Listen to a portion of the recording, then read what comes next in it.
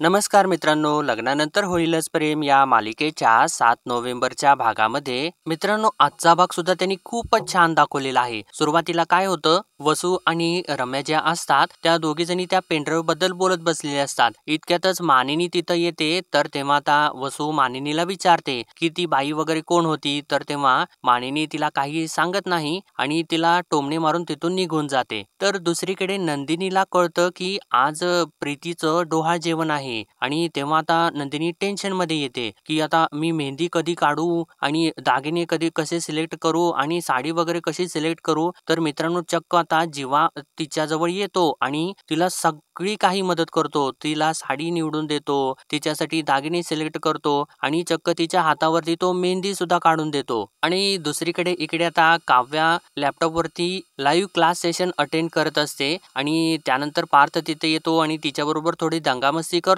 आणि अंघोळीसाठी निघून जातो. आणि तेव्हाच मानिनी तिथं येते आणि ती काव्याला ना पार्थसाठी म्हणजे तिला पार्थला कढी पकोडे खूप आवडत असतात म्हणून तिला शिकवायसाठी ती स्वयंपाकघरामध्ये घेऊन जाते. आणि जेव्हा पार्थ आंघोळ करून परत येतो आणि समोर बघतो तर त्याला काव्या दिसत नाही आणि तो जाऊन रागारागाने काव्याला ओढून परत घेऊन येतो आणि तिच्यावरती निम्म्यातच क्लास सोडून गेला म्हणून खूप ओरडू लागतो. तर मित्रांनो चला आजच्या भागाला आपण सुरुवातीपासून बघूयात. रम्या कॉफी पीत बसलेली असते. इतक्यातच आता वसू तिथं येते आणि तिला म्हणते, अगं रम्या तू इथं निवांत काय बसलेली आहेस, काय झालं, काही कळलं का? तर तेव्हा रम्या तिला सांगते, सध्या तरी इतकंच कळालेलं आहे की पार्थला ना माझ्या हातची सिनेमन कॉफी प्यायची नाहीये, त्यामुळे मीच पीत आहे. तर तेव्हा वसू तिच्यावरती थोडी चिडते आणि म्हणते, अगं रम्या मी तुला हे विचारलेलं नाहीये. अगं रम्या पेनड्राईव्ह बद्दल काही कळलं का तुला? तर तेव्हा रम्या तिला म्हणते, अगं आई किती काय करशील, अगं जरा पेशन्स ठेव, कालच दिलेला आहे ना पेनड्राईव्ह. तर असं ती बोलत असताना वसू थोडं आपल्या अंगठीला बाहेर काढायचा प्रयत्न करत असते. तर तेव्हा रम्या तिला विचारते, अगं काय झालेलं आहे तुझ्या बोटाला? तर तेव्हा वसू तिला सांगते, अगं अंगठी जरा रुततीये. तर तेव्हा रम्या तिला म्हणते, अगं मग ज्वेलरकडे जा, थोडं सैल करून घे. तर वसू तिला म्हणते, ते कळतंय मला आणि ते करणार सुद्धा आहे मी, आणि त्या पेनड्राईव्हचं काय झालेलं आहे ना ते बघ, अगं हलव ना त्या माणसाला. तर तेव्हा रम्या तिला म्हणते, मी केलं नसेल असं वाटतंय का तुला? माझं झालेलं आहे सकाळी बोलणं त्याच्याबरोबर. तर वसू तिला विचारते, मग काय म्हणाला तो? तर तेव्हा रम्या त्याला म्हणते, अगं काय म्हणणार तो, अगं वैतागलेला होता तो. अगं तो म्हणाला असं पेनड्राईव्ह कोण ठेचतं? तर तेव्हा वसू डोक्याला हातच लावते आणि म्हणते, अरे देवा, म्हणजे त्या पेनड्राईव्ह मधला डाटा आता रिकव्हर होणार नाहीच का? म्हणजे आता आपल्या हाती काही लागणार नाही का? तर तेव्हा रम्या तिला म्हणते, अगं आई जरा नीट ऐकून तरी घे. तो असंही म्हणाला की रिकव्हर व्हायला वेळ लागेल आणि त्याच्यामध्ये काय डेटा होता ते आपल्याला समजू शकेल. तर वसू तिच्यावर अजून वैतागते, म्हणते, अगं मग हे आधी सांगायचं ना. आणि म्हणते, अगं पेनड्राईव्ह मधला डाटा रिकव्हर होऊ देत बाबा, काहीतरी लागेल ना आपल्या हाती. तर तेव्हा रम्या म्हणते, अगं आई, आणि त्या म्हणजे मामीने त्या बाईला घराबाहेर का काढलं ना हे सुद्धा आपल्याला कळायला हवं. तर वसू म्हणते, अगं हो ग. आणि तेव्हा त्या दोघींना तो क्षण आठवतो. इतक्यातच आता मानिनी तिथं येते. तर तेव्हा रम्या वसूला इशाऱ्याने सांगते की मामी तिथं आलेली आहे. तर तेव्हा मानिनी तिथून चाललेली असते. तर वसू तिला थांबवते आणि विचारते, काय ग मानिनी, आज खूप काम आहेत का, काही मी मदत करू का तुला? तर मानिनी तिला म्हणते, बापरे, मदत वगैरे करायचा विचार आहे का तुमचा? म्हणजे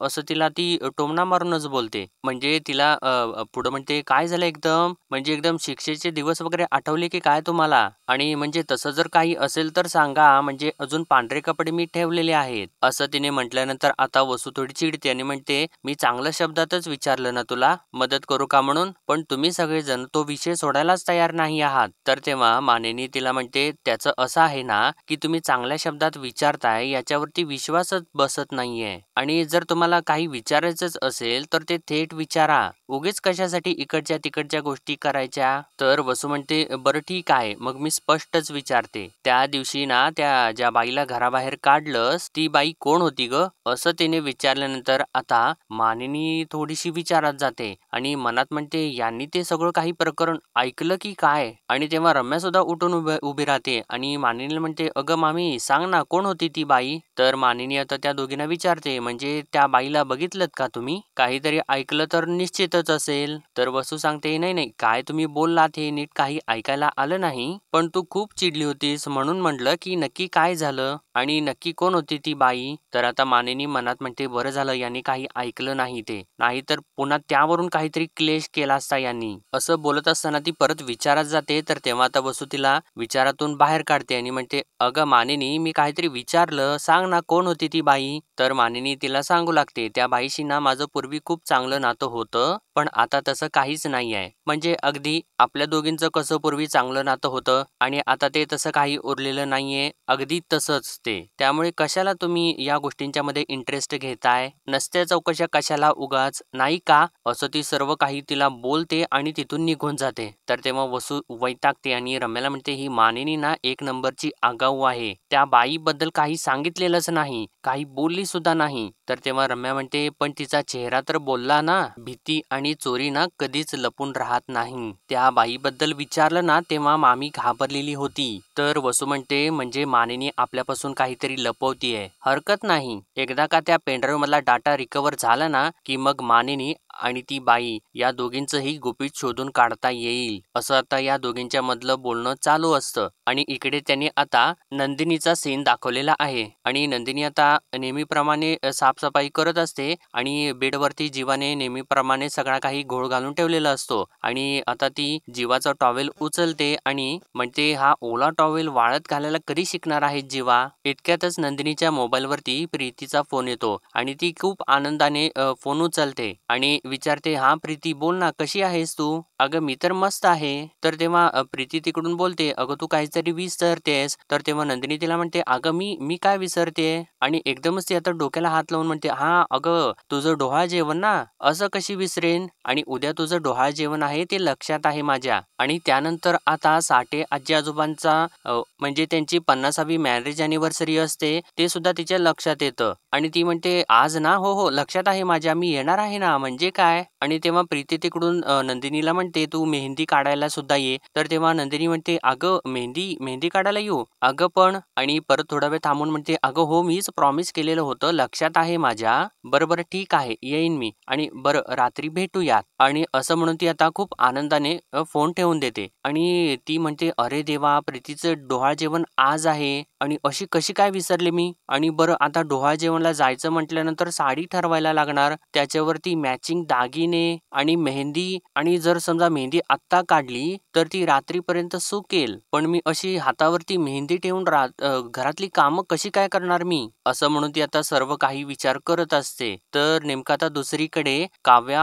ऑनलाईन क्लास अटेंड करत असते आणि नेमकं तेव्हा आता पार्थ मागून येतो आणि एकदमच तो लॅपटॉपच्या मध्ये जातो, लॅपटॉपच्या आणि तिच्यामध्ये जातो आणि म्हणतो, हे काय हेडफोन लावलेत, फिल्म बघताय की काय. असं त्यानं म्हटल्यानंतर आता काव्या लॅपटॉपच्या कॅमेरावरती हात धरते आणि एकदमच हळू आवाजात पार्थला ओरडू लागते, म्हणते, अहो डोक्यावर पडलाय का देशमुख, अहो क्लास सुरू आहे माझा. तर तेव्हा पार्थ परत पुढे जातो आणि म्हणतो, सॉरी सॉरी सॉरी बरं का. तर तेव्हा काव्या आता थोडीशी नॉर्मल होते आणि ऑनलाईन क्लासला तिथं सरांची माफी वगैरे मागते आणि परत कॅमेरावरती हात धरून पार्थला ओरडू लागते, म्हणते, काय चाललंय तुमचं, डोक्यावर पडलायत का तुम्ही. तर तेव्हा पार्थ म्हणतो, अहो डोक्यावर नाही, तोंडावरती पडलोय, मला काय माहिती तुम्ही हेडफोन वगैरे लावलेत, मला वाटलं फिल्म बघताय म्हणून मी बघितलं. तर इकडे परत काव्याला मॅम तिकडून ओरडतात. तर काव्या म्हणते, हो हो येस येस मॅम, सबमिशन ना आणि डेट लक्षात आहे माझ्या, डोंट वरी. असं ती सर्व काही आता बोलू लागते. तर तेव्हा पार्थ आता हसत हसत बाजूला जातो आणि त्यानंतर आता काव्या रागारागामध्ये हेडफोन वगैरे काढते आणि उठून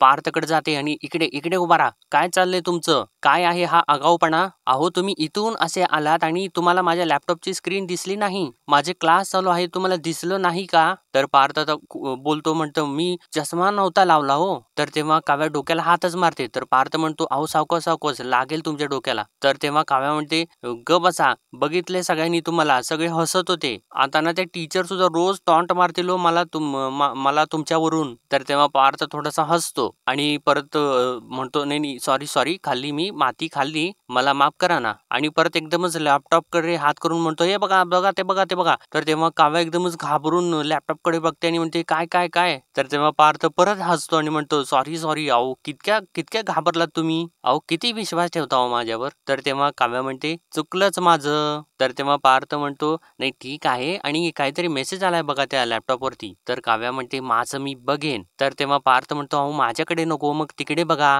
तर काव्या म्हणते, "बघेन मी. आमचं रिव्हिजनचं सेशन आहे थोड्या वेळाने. त्याचं सगळं काही डिस्कशन करत असतील हो लोकं मेसेज करून." तर तेव्हा पार्थ म्हणतो, "हो रिव्हिजन सेशन का? हो करा, करा मग अभ्यास करा." तर तेव्हा आता काव्या रागारागात परत लॅपटॉपकडे जाते आणि करते, करते असं बोलत असते आणि म्हणते, "मध्ये-मध्ये नुसतं मध्ये-मध्ये करतात." तर तेव्हा पार्थ परत आता तिच्याजवळ येतो आणि म्हणतो, "तुम्हाला माहिती आहे का मी 10वीत असताना असं मस्तपैकी." असं तो बोलत असताना काव्या परत रागात उठते आणि म्हणते, "देशमुख मला नाही ऐकायचंय तुमचं काही सुद्धा आणि मी ऐकत नाहीये, मी चिडलेली आहे." तर तेव्हा पार्थ विचारतो, "चिडलाय का तुम्ही?" तर काव्या म्हणते, "नाही तर काय." आणि ती आता आपले चष्मा वगैरे ती काढून बाजूला ठेवते आणि म्हणते, "तुम्ही 10वीत असताना तुमच्या आजूबाजूला खूप गोष्टी घडलेल्या आहेत आणि त्या घडून गेलेल्या आहेत ना, मग आता कशासाठी बोलायचं आहे त्याच्यावर? आणि आत्ता ना तुम्ही सध्या तुमच्या आयुष्यामध्ये एक गोष्ट करायची राहिलेली आहे, पेंडिंग आहे ती करा." तर तेव्हा पार्थ विचारतो, "कोणती?" तर तेव्हा काव्या त्याच्या गळ्यामधला टॉवेलला हात लावते आणि म्हणते, "ही अंघोळ करा ना जाऊन. 10वीत असताना तुम्ही अंघोळ तर केलीच असेल. मग आत्ताही जाऊन करा प्लीज. मला इथं डिस्टर्ब करू नका हो." असं म्हणून ती परत लॅपटॉपवरती बसते.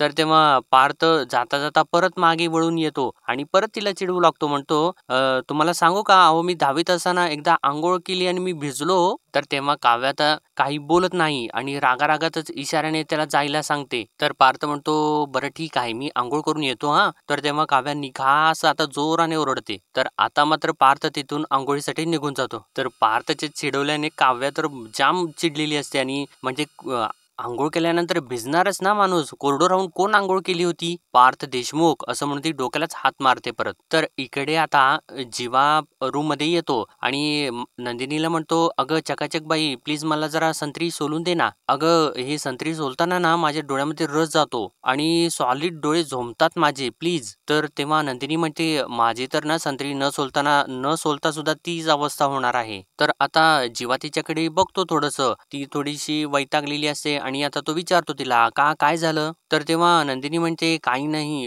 डोहाळ जेवण आहे आज." तर तेव्हा जीवा म्हणतो, "अगं कोणाचं? तुझं?" तर तेव्हा नंदिनी आता थोडीशी त्याच्याकडे रागाने बघते. तर जीवा म्हणतो, "नाही, नाही, नाही. अगं तुझं तुझं कसं असणार आहे? अगं कुणाचं डोहाळ जेवण आहे आणि जेवणात काय काय आहे?" तर तेव्हा नंदिनी सांगते, "आज ना प्रीतीचं डोहाळ जेवण आहे. आज म्हणजे आज रात्री आहे आणि इथे साडी ठरवायची आहे, दागिने ठरवायचे आहेत, मेहंदी काढेपर्यंत सगळी तयारी राहिलेली आहे माझी." तर तेव्हा जीवा म्हणतो, "अगं मी आहे ना." तर तेव्हा नंदिनी हसते आणि म्हणते, "अहो तुम्हाला काय कळतं साड्यांच्या मधलं?" तर जीवा म्हणतो, "मला काय कळतं? अगं या जीवाला ना सगळ्यातलं सगळं काही कळतं. नाही आता बघच तू." असं म्हणून तो आता ती प्लेट खाली ठेवतो आणि लगेचच कपाट उघडतो आणि कपाटामधून नंदिनीच्या भरपूर साऱ्या साड्या बाहेर काढतो आणि एक-एक साडी घेऊन आता तो स्वतःच्या अंगावरती ठेवतो आणि नंदिनीला विचारतो, "बघ ही साडी कशी वाटते?" तर तेव्हा नंदिनी थोडंसं इशाऱ्याने नाही असं म्हणते. तर तेव्हा जीवा अजून ती साडी उघडतो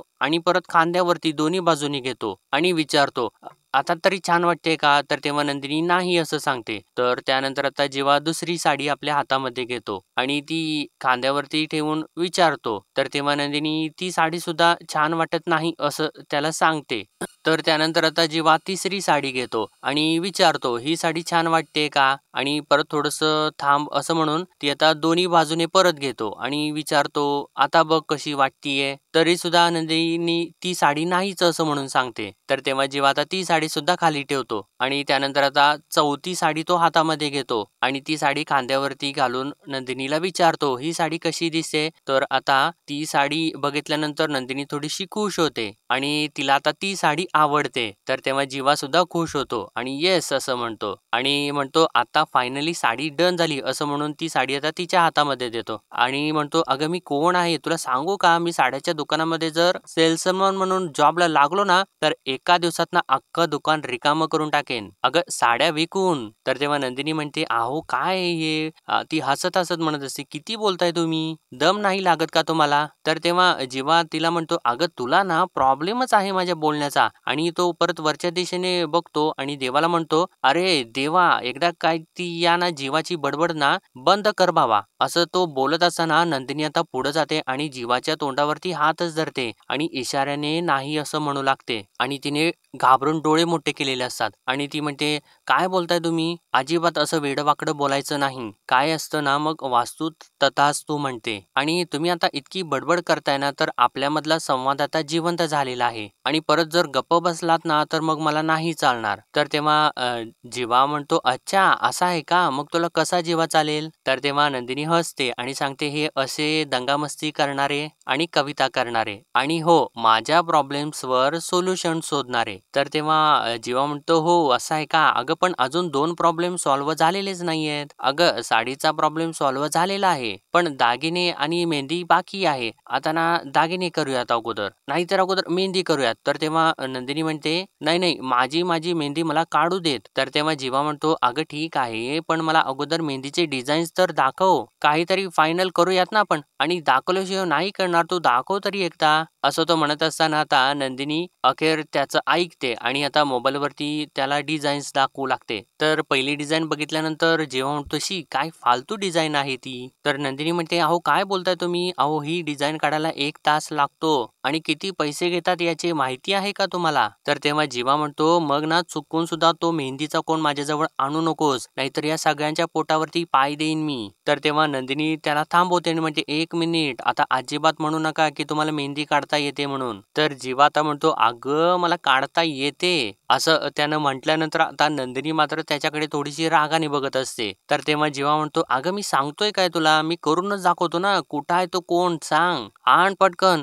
आज माझे हात असे शिवशिवायला लागलेत. आण, आण पटकन." असं म्हणून तो दंगा करू लागतो. तर तेव्हा नंदिनी म्हणते, "बरं, बरं ठीक आहे. आणते, आणते." असं आता या दोघांचं चालू असतं. तर इकडे आता मानिनी काव्याकडे येते आणि तिला म्हणते, "अगं काव्या दमलीस का गं अभ्यास करून करून?" तर तेव्हा काव्या म्हणते, "आत्ताच माझा ऑनलाईन क्लास संपला." आणि तेव्हा मानिनीने काव्यासाठी ताक आणलेलं असतं आणि ती म्हणते, "हे बघ ताक पी तुला छान वाटेल." तर तेव्हा काव्या तर खूप खुश होते आणि लगेचच ताक पिऊ लागते. तर मानिनी म्हणते, "अगं काही नाही मी जरा कढी करत होते आणि कढी करत असताना ना मी नेहमी पार्थसाठी ताक घेऊन येते." तर तेव्हा काव्या म्हणते, "अहो तुम्ही त्यांच्यासाठी आणलेलं होतं पण मी हे उष्ट केलं ना." तर तेव्हा मानिनी म्हणते, "अगं पण एवढं काय आहे त्याच्यामध्ये, मी आणीन ना परत त्याच्यासाठी, तू पी." तर तेव्हा काव्या आता ते ताक पिऊन टाकते. तर मानिनी आता म्हणते, "आणि अगं असं दरवेळी नवऱ्याचं नाव घेतल्यानंतर लाजलंच पाहिजे असं काही नाहीये हां." असं म्हणून ती आता तिथून चाललेली असते. तर तेव्हा काव्या आता तिला थांबवते आणि म्हणते, "काकू तुम्हाला एक गंमत सांगू का?" असं म्हणून ती आता तिच्या जवळ जाते आणि तिच्या खांद्यावरती चक्क हात ठेवते आणि म्हणते, "माझी सासू माझे जे काही लाड करते, ते जर समजा बाहेरच्या कुठल्या सुनेने बघितले, तर त्या काय करतील माहितीये का? तर मग त्या ना कुठल्याही कोर्सला ॲडमिशन घेतील आणि रोज ना ऑनलाईन क्लास घरामध्ये बसून अटेंड करतील." असं म्हटल्यानंतर मानिनी हसू लागते. तर तेव्हा काव्या पुढे म्हणते, "पण ना तुम्ही आहात. म्हणजे काय? मानिनी देशमुखांची तुलना जगामधल्या कुठल्याही सासूबरोबर होऊ शकत नाही." तर तेव्हा मानिनी म्हणते, "अगं काय आहे? चल, चल." तर काव्या म्हणते, "चल, चल काय? अहो मी खरंच सांगतेय. म्हणजे बघा ना, बाकी घरांमध्ये ना माझ्यासारख्या लग्नानंतर अभ्यास करणाऱ्या, त्यांचं करिअर करणाऱ्या मुली खूप असतील. पण त्यांना सपोर्ट करायला त्याच घरात ही अशी सासू असेल ना, तर मग त्या करिअर करण्यासाठी, अभ्यास पूर्ण करण्यासाठी एक छान पॉझिटिव्हिटी मिळते, एक छान उभारी मिळते हो. म्हणून म्हणाले मी." तर तेव्हा मानिनी म्हणते, "पुरे, पुरे. आता सासूचं कौतुक पुरे. आणि मला सांग तुझं लेक्चर झालेलं आहे ना?" तर तेव्हा काव्या म्हणते, "हो झाले, झाले." तर मानिनी म्हणते, "मग जर समज तुला कंटाळा आला असेल, थोडा ब्रेक हवा असेल, तर मग मी कढी पकोडा करते. तुला शिकायचंय का?" तर तेव्हा काव्या खूप खुश होते आणि म्हणते, "हो, हो चालेल ना." आणि म्हणते, "1 मिनिट आणि ते कढी पकोडे पार्थ देशमुखांना आवडतात ना?" तर मानिनी आता हळू आवाजात म्हणते, "अगं हो, भयंकर आवडतो. म्हणजे ना आठवड्यात तू रोज त्याला दिलंस ना तर खाईल तो." तर तेव्हा काव्या म्हणते, "अरे बापरे!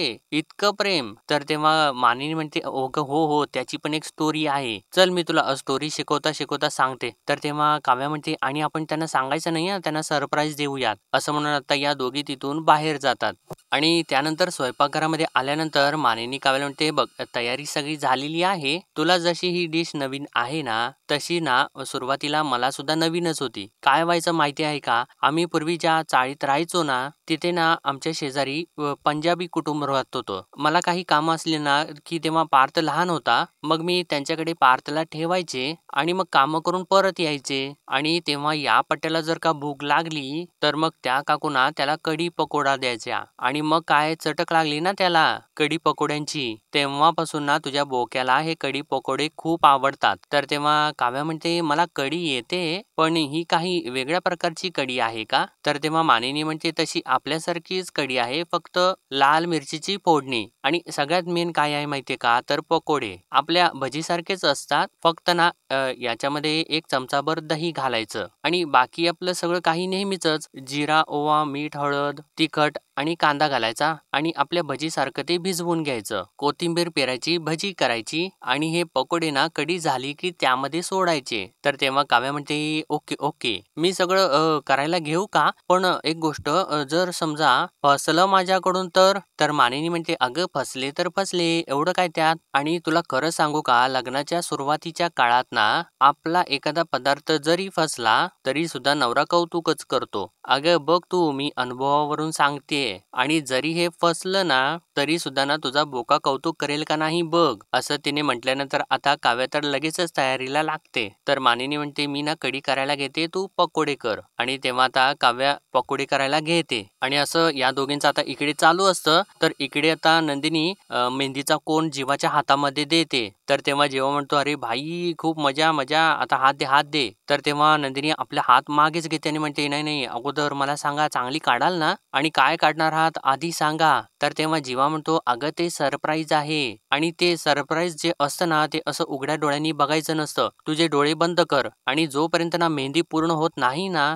तोपर्यंत डोळे उघडायचे नाहीत." तर तेव्हा नंदिनी म्हणते, "अहो पण अहो." तर तेव्हा जीवा म्हणतो, "अगं माझं पॅटर्नच तो आहे, ट्रस्ट मी. डोळे बंद कर आणि हात पुढे कर. दे दे." असं म्हणून तो आता तिचा हात आपल्या हातामध्ये घेतो आणि म्हणतो, "गुड." आणि त्यानंतर परत नंदिनीकडे बघतो आणि म्हणतो, "अगं काय? डोळे बंद, डोळे बंद कर." तर तेव्हा आता नंदिनी डोळे बंद करते. तर तेव्हा आता जीवा नंदिनीच्या हातावरती छान अशी मेहंदी काढू लागतो आणि मधून-मधून तो नंदिनीकडे बघत सुद्धा असतो. तर नंदिनी आता मध्येच एकदम डोळे उघडते आणि जीवा तिच्याकडेच बघत असतो आणि तेव्हा नंदिनी हसते आणि परत लगेचच आपले डोळे बंद करते. आणि त्यानंतर आता जीवा परत मेहंदी काढू लागतो आणि परत मध्ये-मध्ये मेहंदी काढत असताना तिच्याकडे बघत असतो आणि तिच्याकडे बघत असताना तो एकदमच तिच्याकडे बघून हरवून जातो आणि आता नंदिनी परत आपले डोळे उघडते. तर जीवा तिला म्हणतो, "मी बघत आहे तुझ्याकडे." आणि तिच्याकडे बघून तो हसू लागतो. तर नंदिनी त्याला म्हणते, "अहो माझ्याकडे बघताय काय?" म्हणजे ती इशाऱ्यानेच सांगते आणि "मेहंदी काढा." तर जीवा आता परत मेहंदी काढू लागतो आणि नंदिनी आपले डोळे बंद करते. तर जीवा आता परत तिच्याकडे बघू लागतो. तर मित्रांनो, आजच्या भागामध्ये एवढंच आणि पुढील भागामध्ये आपण पाहणार आहोत. आता जीवाने छान अशी मेहंदी काढलेली असते आणि तेव्हा नंदिनी आरशामध्ये बघत असते. तर जीवा तिच्या मागे उभा असतो आणि तिला म्हणत असतो, "मेहंदी ना नवरा बायकोच्या नात्यासारखी असते अगं. आपण थोडंसं थांबलं, वाट पाहिली की मग त्यांचं नातं सुद्धा मेहंदीसारखं उठून दिसतं." असं म्हणून तो हसत असतो. तर तेव्हा नंदिनी आता वळून त्याच्याकडे बघते. तर दुसरीकडे मित्रांनो, चक्क पार्थ काव्याला हाताला धरून खेचत रूम मध्ये घेऊन येतो आणि तिला म्हणतो, "सेशन सुरू व्हायच्या अगोदर ब्रेक घेतला होतात ना तुम्ही? आणि मग आता रिव्हिजन सेशनचं काय?" आणि त्यानंतर आता काव्या लॅपटॉप जवळ जाते आणि बघते तर तिथे रिव्हिजन सेशन संपलेलं असतं आणि ती पार्थला थोडंसं घाबरून म्हणते, "नाही, रिव्हिजन सेशन संपलेलं आहे." तर पार्थ आता चिडलेला असतो आणि रागानेच तिच्याकडे बघत असतो. तर मित्रांनो, आपल्या व्हिडिओला लाईक, सबस्क्राईब नक्कीच करा.